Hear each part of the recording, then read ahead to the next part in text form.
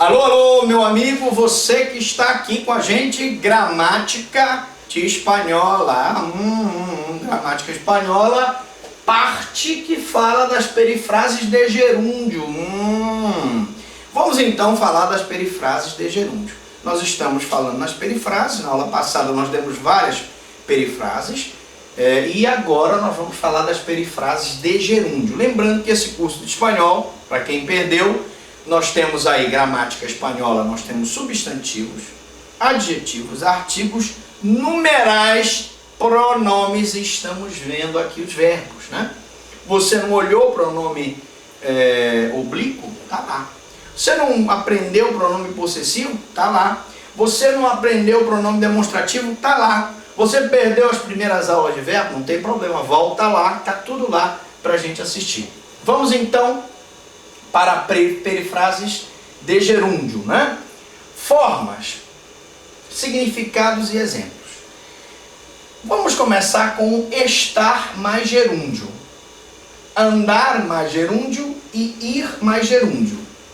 Todas elas indicam ação em seu desenvolvimento. Indicam acción en su desarrollo. Indica na acción en su desarrollo, indicação em seu desenvolvimento. Então vamos lá. Está llorando. A pessoa está chorando. Aquela ação indica que ela está chorando naquele momento.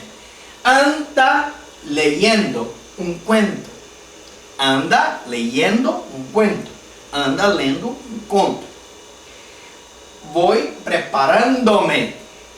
Usted que está estudiando con nosotros, puedes decir, voy preparándome para la prueba, para el DELE. Ou seja, você está se preparando para a prova, para o DELE. São situações de perifrases de gerúndio. Mas acabou a perifrase, professor? Não. Temos a perifrase de particípio. Formas, significados e exemplos. Vamos lá. Llevar más participio, tener más participio, dejar más participio. Indicam acción terminada. Indican acción terminada. Por ejemplo, lleva leídas 2 obras.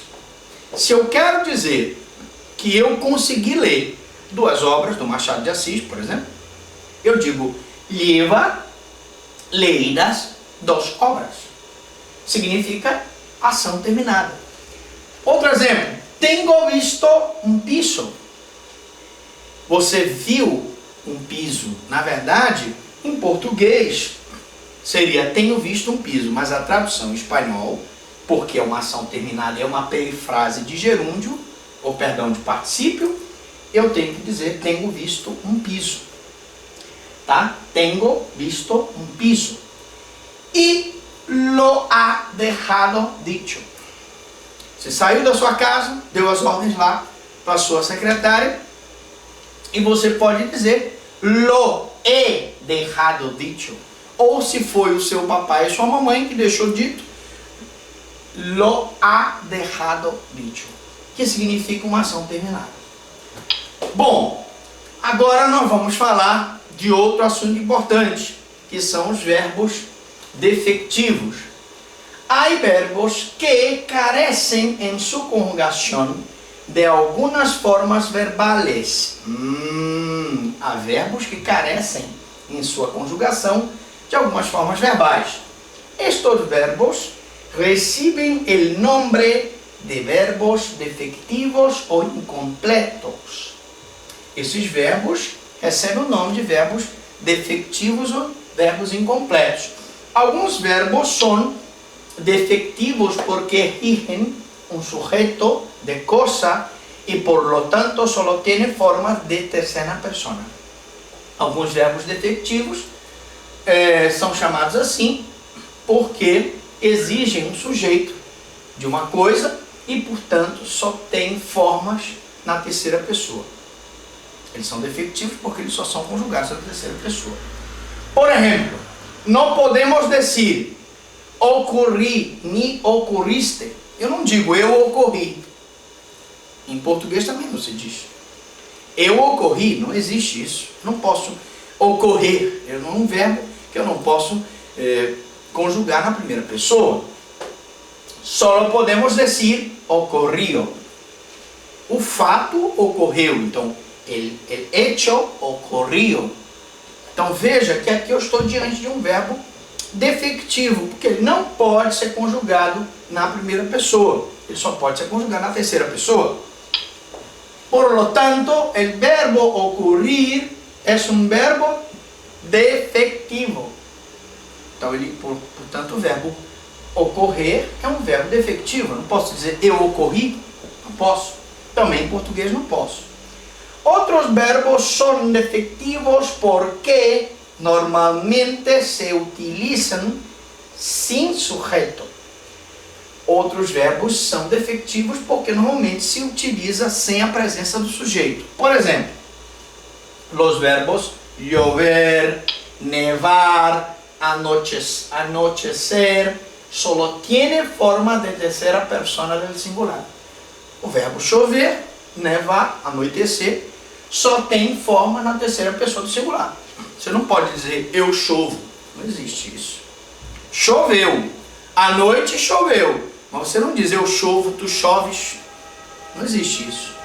Só existe na terceira pessoa do singular. Eu anoiteço.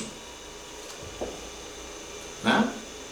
Não se fala na primeira pessoa, só na terceira pessoa. Portanto, ele é defectivo. Esto no quiere decir que en determinadas ocasiones no pueden usarse con sujeto en forma personal. Por exemplo, tem uma música do Nelson Gonçalves que ele diz: eu amanheço pensando em ti. Nesse caso, eu estou usando o verbo eu anoiteço pensando em ti. Ele também usa, mas aí é uma música. Normalmente, ele só é usado na terceira pessoa. Por isso que eu coloquei aqui a observação, que isso não quer dizer que em determinadas ocasiões eu não posso usar como sujeito em forma pessoal. Claro, numa música, numa poesia, eu posso usar o anoitecer, o chover de forma pessoal, mas de forma poética ou melodramática. Portanto, se você gostou, dê a sua curtida, compartilhe, se inscreva, entre lá, professor Franklin, coloque lá Franklin Lobato ou Franklin Prado, dê a sua curtida, curta o nosso canal, se inscreva e compartilhe com seu amigo. Pergunta você até aqui, alguma dúvida, alguma pergunta?